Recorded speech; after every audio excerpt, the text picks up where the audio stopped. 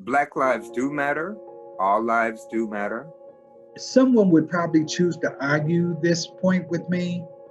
Um, I think that incident brought to light a lot of issues that a lot of Black men have had to deal with, straight and or otherwise. People don't really understand why it is always, why do Black people always put themselves first in situations like this? Why are Black people always saying Black lives matter?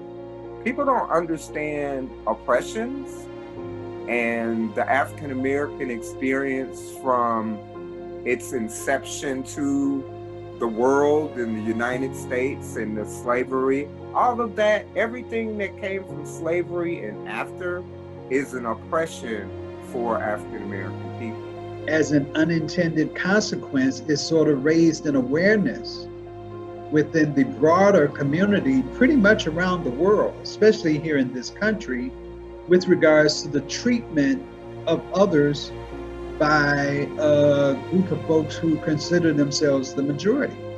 I was raised in an all-white Christian area.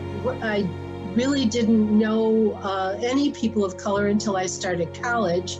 And so when I see all these things happening with the George Floyd incident, I become aware over my life.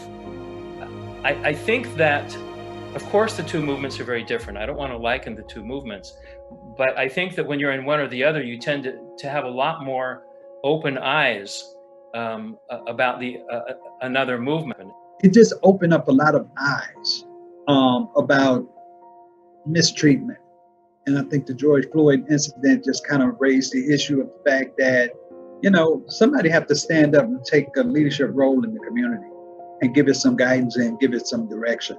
Because if not, it goes off the rails. At the time, I was on the peaceful side of that, to say we need to work within the system. Over time, I evolved and came to see that if you don't get people's attention, nothing happens.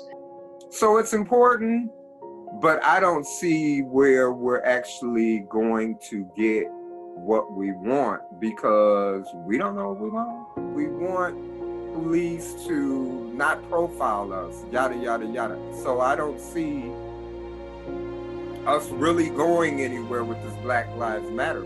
It's only been in the last couple of years that that getting together with people like Cornelius and the LGBT Detroit Elder Project, where we have dinner once a month, and really having some difficult conversations about Black and white, that I have realized how differently I was raised.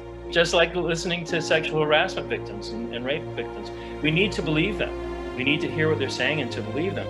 And so that's where I see the intersectionality of my movement and the Black Lives Matter movement and women's rights movement, the Me Too movement. All of those things, the intersectionality on all of those is that we need to believe the people who are being victimized, and we need to take actions against the people who are doing that. We, within our Sage Metro Detroit affiliation, are doing an anti-racist push and self-education. We can't change, they say you can't legislate morality. In fact, you can. We can legislate all kinds of morality. We just can't legislate how people think about it.